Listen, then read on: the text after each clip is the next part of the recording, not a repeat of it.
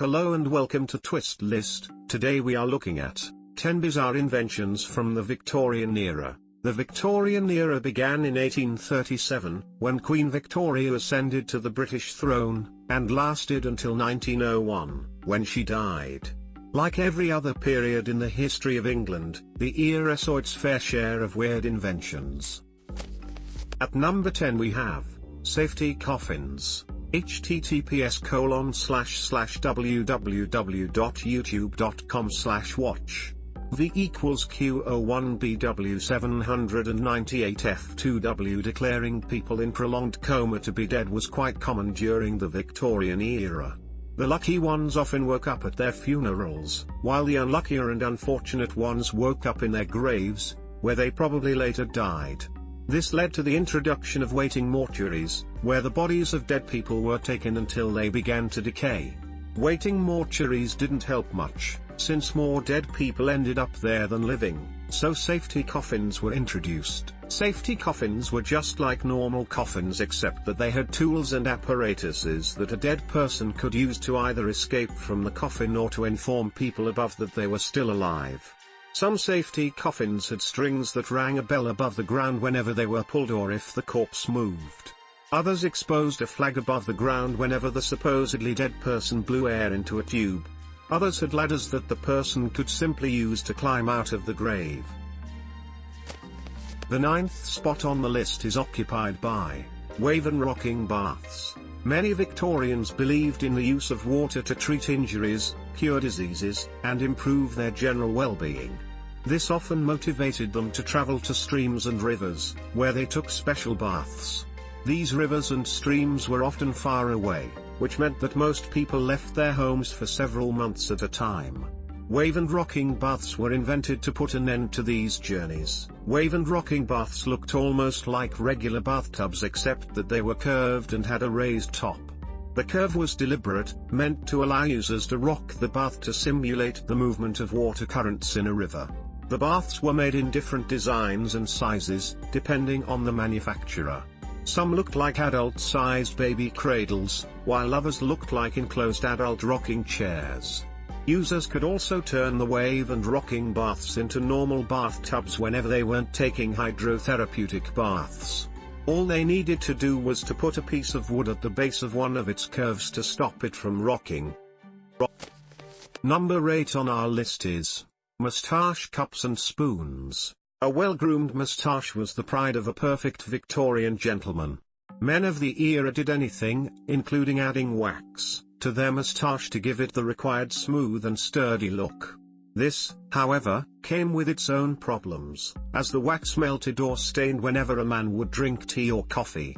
This led to the invention of the bizarre-looking moustache cup. It was made by a man named Adams Harvey and was almost like a regular teacup, except that its top was covered with a semicircular guard that stopped the tea or coffee one was drinking from coming in contact with his moustache. Moustache cups were soon followed by moustache spoons, which were almost like normal spoons except that they were covered by a raised guard at one of their wide edges. Moustache cups and spoons went down the tunnels of history after World War I, when men began to shave their moustaches. At number 7 we have the Motor Scout. The Sims Motor Scout was invented by British inventor Frederick Richard Sims between 1888 and 1889. It is one of the world's first armed vehicles and looked similar to the US-made Davidson Jury armed tricycle, except that it fielded a .303 caliber machine gun and ran on 4 wheels, although it is regarded as a quadcycle rather than a car. The only armor on the Sims Motor Scout was placed around its machine gun, and that was to protect its operator from a frontal shot. The operator's back and rear were left exposed, leaving him very vulnerable to fire from the side or rear. While the vehicle was never used in warfare, it did reveal that 4-wheeled vehicles could also be used as mobile weapons to kill enemy forces on the battlefield. The Motor Scout also motivated Sims to create a fully armored car, which he called the Motor War Car. It's accepted as the world's first armored car and in some instances, the world's first armored tank. Number 6 on the list is Rotary Hairbrush. Rotary hairbrushes were bizarre-looking engine-operated hairbrushes that were invented because of the weird belief that using a machine to brush the hair was a sign of progress. The hairbrushes were attached to a system of wheels and pulleys and powered by water turbines, steam engines, or gas engines, although initial versions were powered by people. The machine was primarily used to brush the head, although its patent claimed that it could also be used to brush the body while bathing, and other sources claim that it could also be used to brush clothes. The rotary hairbrush was invented by Edwin Gillard Camp, who rented them out to hairdressers for a £45 down payment and a roughly £1 semi-annual rental fee. Dust from clients' hair was known to cause respiratory problems for the mostly male hairdressers, but many people discredited this, saying that the hairdressers were suffering from the effects of doing a female job and living a randy lifestyle. The fifth spot on the list is occupied by atmospheric and pneumatic railways. Today's trains run on electricity and diesel. In the past, they ran on steam and coal. In Victorian England, they ran on air. There were two types of air-powered trains: atmospheric air-powered trains, which moved over land, and pneumatic air-powered trains, which moved underground. The world's first atmospheric train station opened in Ireland in 1844 and was soon followed by another in England. The trains depended on several pumping stations placed 3 kilometers, 2 miles, apart along the tracks to pump the air needed for locomotion. The railway system was later shut down due to its high cost of maintenance and the fact that rats often ate the leather coverings used to seal its air ducts. Pneumatic trains, on the other hand, were invented in England after the London Post Office requested a faster means of transportation. The London Pneumatic Dispatch Railway, LPDR, operated the first pneumatic railways, which they used to transport people and parcels from one place to the other. Just like atmospheric railways, pneumatic railways also had a very high maintenance cost, and worse still, they could only operate for a short duration of time, 9 minutes at most, before they suffered air loss. On top of all that, someone was often required to go inside the tube and pull the trains out with a rope whenever they broke down. Number 4 on the list is cranks. Victorian-era prisons were known to invent punishment devices for their inmates, especially those sentenced to a jail term with hard labor. One such device was the crank, a bizarre contraption made of a wheel and handle connected to a heavy box of stones. An inmate was required to turn the handle of the crank, and consequently its wheel and heavy stones, repeatedly before he would be served any meal or drink. If he did not turn the handle enough times, he would forfeit his meal and remain inside the cell until he turned it the required number of times. Some convicts were made to turn the crank as many as 14,000 times a day, and jail wardens would often tighten the cranks with a screw to make them harder to turn. This is why prison wardens were often called screws. Inmates who had problems turning the cranks were put in another invention called the straitjacket and hung on a wall, where they remained standing for up to 6 hours. At the third place we have cholera belts. Disease epidemics, most notably typhoid and cholera, were common during the Victorian era, when personal hygiene was questionable. Sewage was dumped in rivers, the same ones from which people fetched water for drinking and cooking, and people defecated in open trenches that were cleared twice a year. We know today that cholera is caused by contaminated food, but the Victorians didn't know.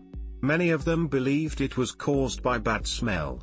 More importantly, they didn't know how to properly treat themselves when they became infected with it. Nevertheless, people in the Victorian era still managed to come up with a bizarre contraption called the flannel binder or cholera belt, which they believed would treat and protect them from cholera.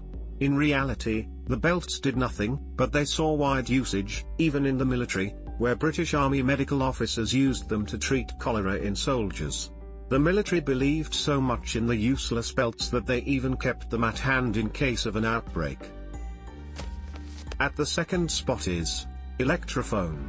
Electrophone was a media service in London that allowed people to listen to news, theatre performances, and even church services, right on their telephone. The first of these over-the-telephone devices was the Theatrophone, which was invented in France by Clement Ader in 1881. The Electrophone system was started by MSJ Booth, who had the news read from his office, although it was also read from an affiliated newspaper's office. Church and theatrical performances were also sent directly from their respective venues. To connect, all a listener needed to do was to call his switchboard operator and request to be linked with Electrophone. Callers could also speak with the Electrophone center to request specific music. The service was subscription-based, costing £5 per year. Transmission via Electrophone ended in 1925 after the radio began to send free broadcasts. And finally, at number 1, Jugum Penis. Sex was regarded as an act of immorality in the Victorian era, even among married couples. The only time they were free to have sex was when they wanted to have children, which itself was considered an unavoidable sin. Masturbation was believed to be equally sinful. It was also believed to be the cause of a disease called spermatorrhea. Symptoms of spermatorrhea included irritation, anxiousness, tiredness, madness, and finally, death. To cure people of the sin of masturbation and at the same time prevent them from falling victim to the completely made-up disease, inventors of the day came up with several anti-masturbation devices. One of such was the Jugum Penis, a bizarre metal contraption with sharp, tooth-like edges. Men were required to clip those edges to the base of their penis to stop it from becoming engorged with blood, consequently killing any hope of it becoming erect. Thanks for watching. If you enjoyed this video and would like to see more, then please hit the subscribe button.